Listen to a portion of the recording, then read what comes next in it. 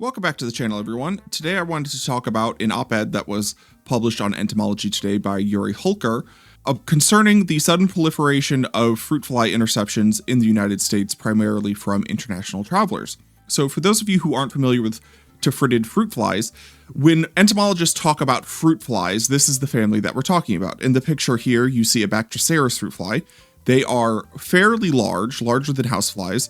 These are not the flies that you see when you get like bananas that have been left on your counter for too long, those little gnats flying around that everyone calls fruit flies. Those are actually pumice flies. So like Drosophila flies. Fruit flies are very large and are tropical in origin. They tend to lay their eggs in unripened fruit, which then hatch and the larvae or maggots burrow into the fruit as it ripens. They consume the flesh. It tends to rot very, very quickly because the maggots are very large. And they tend to enter the United States primarily through the trade or bringing of exotic fruits or tropical fruits in passengers' baggage. Rarely does it come through cargo because, generally speaking, fruit that enters the United States through cargo is treated, so either fumigated or treated via radiation. So this is more of an issue for hand-carried fruits or hand-delivered fruits. I know quite a bit about this topic because from 2015 to 2017, I was the primary diagnostician for the fruit fly program run by APHIS in the Caribbean, which is heavily inundated with fruit fly issues. So in Puerto Rico, the primary concern was the introduction of medfly or Bactroceras species, but on the island, they have a number of native species like Anastropha suspensa and Anastropha obliqua, and a number of other minor Anastropha species. But on the island, they have something like 10,000 traps for these flies up at any given time, and they're checked on a weekly basis. So it's a very, very large program in order to hopefully detect and prevent the establishment of any new invasive tephritid species, because they tend to be extremely difficult to control and they are extremely devastating to fruit agriculture. And when I say fruit, this involves things that you don't normally think of. So things like cucumbers and peppers, any sort of soft, fleshy fruit or vegetable tends to be targeted by these fruit flies. So apparently this year, there's been a very large number of interceptions of fruit flies in California. Already we're at 100 plus. That number will just continue to go up as we enter into fruit harvest season in the tropics, because that fruit tends to make its way across the border with people entering the United States. The author of this article is interesting. It's Jiri Hulcr. I'm not sure why he was asked to write this op-ed. Maybe he wasn't asked. Maybe he just was inspired to write it. He's not a fruit fly specialist, although he has written a very, very good article. He is a specialist in bark and ambrosia beetles, very good specialist. It's just surprising because Florida has a lot of really good fly entomologists, but he has a pretty good argument that this sudden increase in fruit fly interceptions is because of Customs and Border Protection no longer requiring passengers to state that they're no longer carrying fruit and vegetable in their luggage. If you didn't know, you cannot bring just any sort of fruit or vegetable into the United States internationally. There are a number of restricted agricultural products, either for pest reasons or because of disease reasons. So for instance, a lot of pork products are prohibited into the country because of various viruses that are found in pigs, and we don't want them in our pig supply. And with fruits and vegetables, one of the largest issues is fruit fly. In the United States, we basically have 4 areas that are of significant fruit fly infestation risk. You have Florida, which has a large fruit industry and is also subtropical. You have California, which has a very large fruit industry and is generally warm all year. You have Texas, which has specifically a very large citrus industry. So it's not all of Texas that's an issue, but it's primarily Texas on the Mexican border, because that is where the majority of fruit is grown. And also that is where the most pressure from fruit flies is felt, because Mexico has a relatively large infestation of fruit flies. And then surprisingly, there is a very large issue with fruit flies on the Canadian border, primarily with New York and New England. And in New York and New England, this is an issue of the European cherry fruit fly, which you see here, Ragalitas cerasi. This is a fly that is already established in the United States now. It entered into the Canadian-US border probably back, I don't remember, in 2019, maybe 2018, and it has spread uncontrollably since then.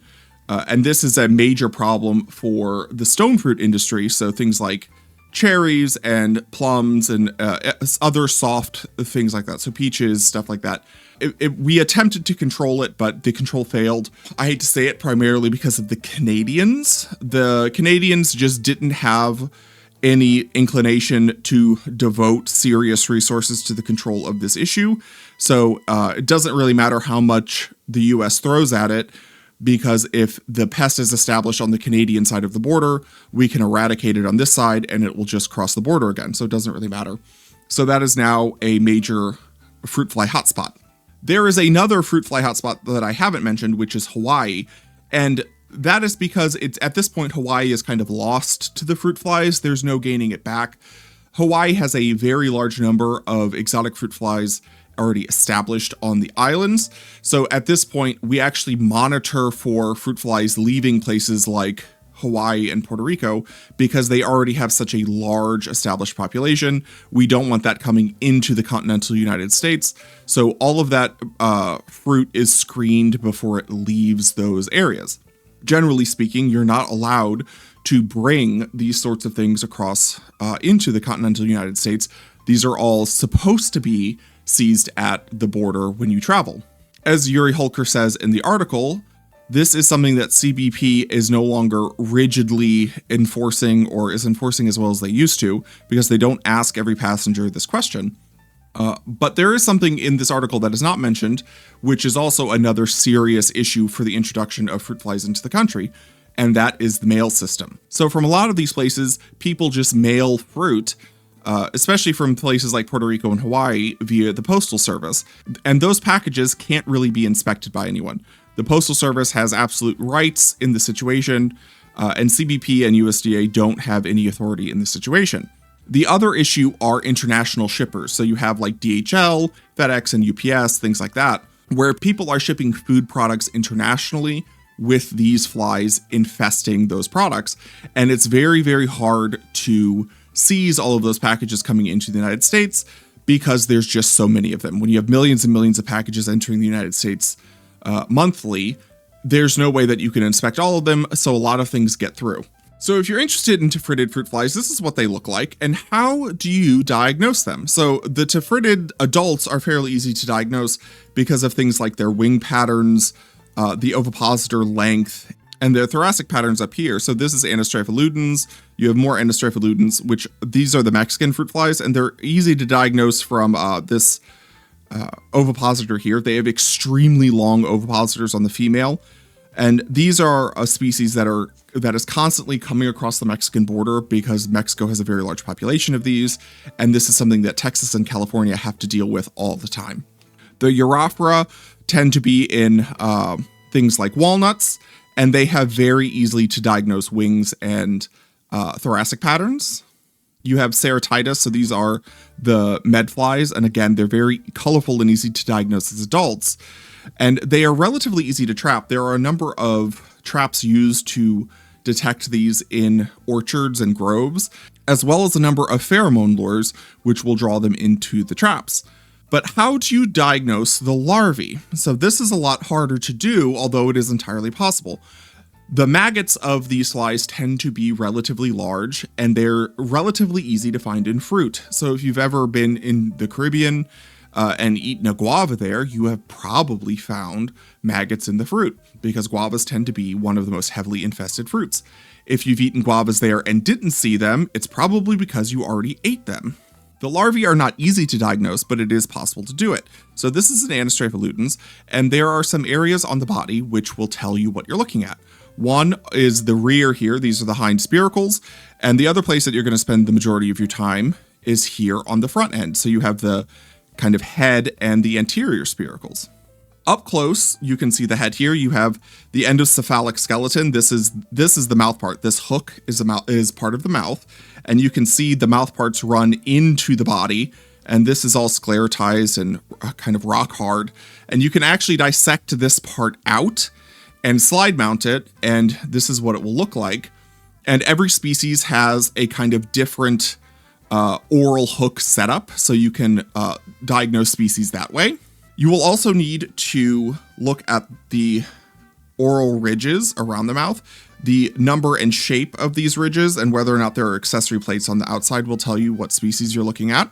The anterior spiracle also has to be looked at. The number of palpi on these spiracles and the shape, this sort of S shape, or if it's rounded, the shape of these spiracles will tell you kind of what genus you're looking at. The anterior or the posterior spiracles here will tell you that you're definitely looking at a tephritid. They are sclerotized individually. There are 3 on each side, and they don't have any rings or structures around them, so they're fairly easy to diagnose. And generally, these combined with things like the size or the host will tell you exactly what sort of species you're dealing with. But it is very difficult. You need a very high-powered microscope to do this. So diagnosticians tend to be specialists, and there tend to be a lot of them in places like Florida, Texas, and California, because this is a constant issue. So I will link to Jiri Hulcr's article in the description. It's definitely worth a read. He does a pretty good job, and I'll talk to you guys later.